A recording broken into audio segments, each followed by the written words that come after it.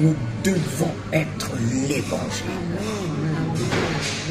Si nous ne sommes pas l'évangile, ça ne vaut pas la peine de prêcher la Bible. On me dit que l'évangile est une puissance. L'évangile est une puissance pour quiconque croit.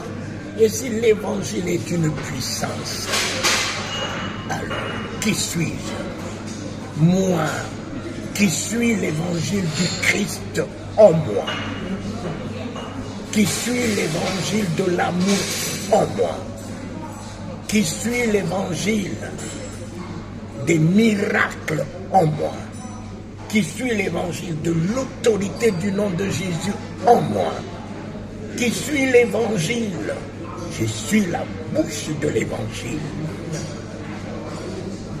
Amen. Je suis l'évangile fait chair. Amen. Je suis l'évangile vivant.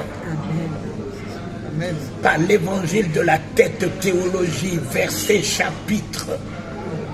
Je suis l'évangile, la parole de Dieu vivant. Amen.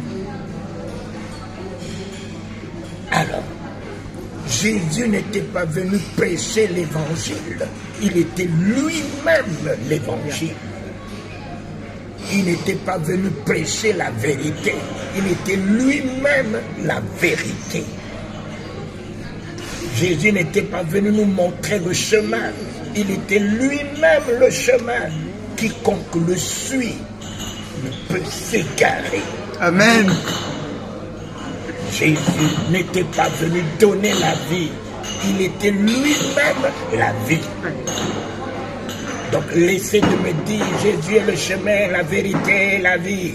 Nul ne peut aller au Père que par lui. Et vous, vous êtes qui aujourd'hui?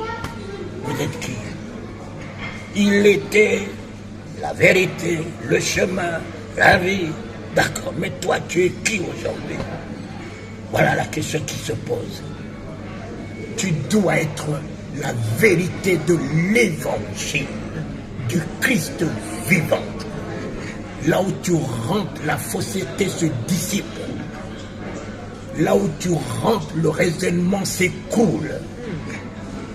Là où tu rentres, la théologie s'écroule. Parce que tu es la vérité de la parole de Dieu. Tu ne dis pas la vérité. Tout ton comportement est la vérité. Ton attitude est la vérité. Lorsque tu rentres, la fausseté se dissipe. Là où tu rentres, tout ce qui est erreur, démagogie, vraiment, tradition s'écroule. Oh, en cela, le monde croira, Jésus, que tu n'as pas établi n'importe qui dans ce monde, mais tu as établi, tu t'es établi toi-même dans la vie des hommes. Le Saint-Esprit n'est pas venu pour les actes de Jésus. Il est venu pour les actes des apôtres, les actes avec les hommes. Les actes avec les hommes et non plus la prophétie. Je prophétise sur toi. Je suis prophète, je prophétise sur toi. Quelle prophétie tu peux encore prophétiser sur moi? Prophétiser quoi? Dieu m'a dit qu'il t'a béni. C'est tout ce que tu as comme prophétie. Dieu m'a dit que tu es béni, prophète. C'est ça, prophète. Mais Dieu, depuis le commencement, il a créé l'homme et la femme. Dieu les a bénis. Tu étais où quand il m'a béni, prophète? Je suis béni. Je suis béni. Christ en moi encore, je suis béni. Le Saint-Esprit encore en moi, je suis béni en surabondance. Quand il est rentré dans la barque de Pierre, l'abondance s'est transformée en surabondance. Ta lingano vit la surabondance. Et c'est pas ta petite prophétie qui peut changer le soleil sur moi. Ce ne sont pas... C'est pas parce que je suis propre, je suis saint, que Dieu m'a béni. Il y a des hommes dans ce pays qui sont des homosexuels, qui sont des Illuminati, qui sont des sorciers, mais qui sont des patrons des sociétés. Dites-moi, quel est l'homme qui n'est pas béni? Si tous ceux qui nous commandent ne prient pas, ils ne sont pas dans nos églises, ils n'ont pas Jésus dans leur vie, mais c'est eux qui nous commandent. Hein? Alors dis-moi, qui n'est pas béni? Tout homme qui porte l'image de Dieu est béni. Amen. Si tu crois que tu es maudit, c'est ta foi.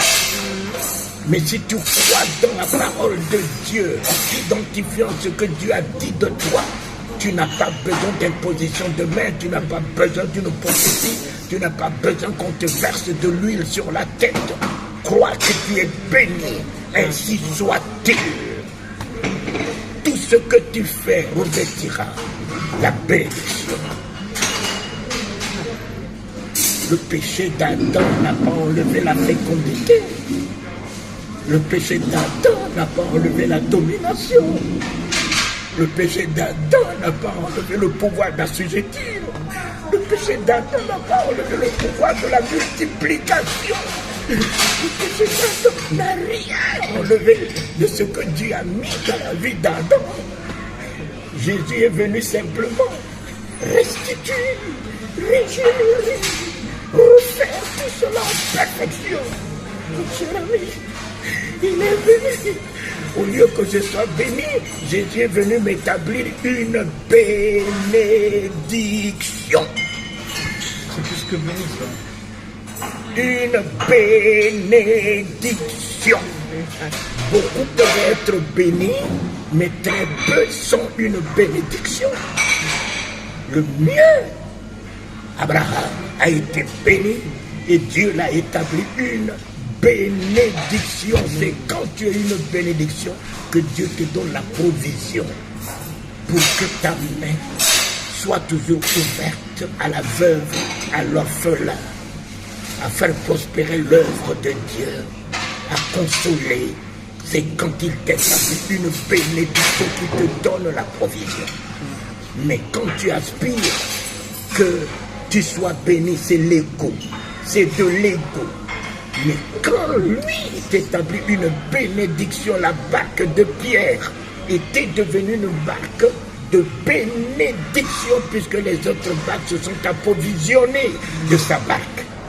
Ta vie sera un approvisionnement dans tous les domaines de paix, de joie, de vie, de miracle, de délivrance, de lumière, de consolation. Seigneur notre Père, tel que tu y es, Jésus, tel que tu y es ce soir, ce matin, maintenant, tel que tu y es, donne-moi la vision de savoir qui je suis sur la terre.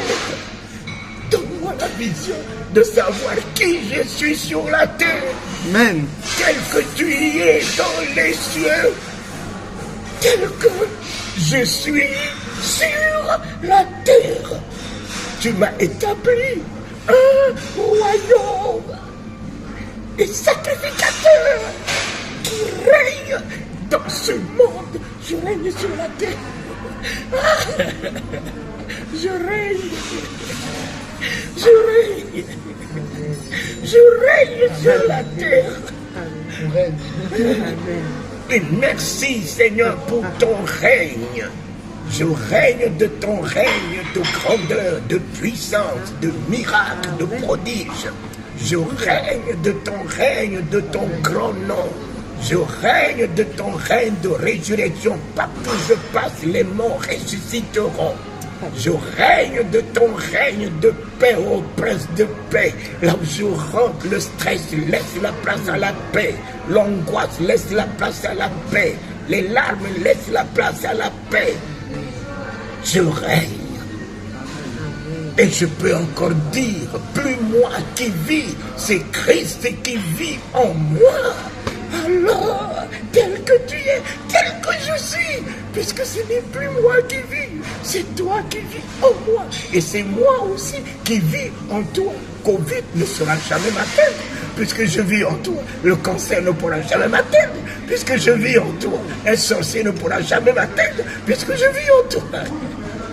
Oh, l'Éternel, l'Éternel, l'Éternel, l'abri du Très-Haut, l'abri, le Christ, l'abri du Très-Haut. Demain, sous l'abri du Très-Haut. Demain, sous l'abri du Très-Haut. Tout le reste est trop bas. Mais lui, il est élevé. Il est l'abri du Très-Haut à la droite du Père. Heureux celui qui trouve sa demeure ce soir sous cet abri. La sérénité est là, le sommeil est là, l'équilibre est là. Il n'y a pas de cauchemar là-bas, il n'y a pas des hommes, femmes de nuit là-bas. Celui qui demeure sur l'abri du Très-Haut repose à l'ombre du Tout-Puissant. Les autres peuvent être des puissants, mais le nôtre est le Tout-Puissant. Victoire, victoire, victoire, victoire. Ainsi soit-il, maintenant et à jamais. Amen. Amen. L'évangile ne se prêche plus.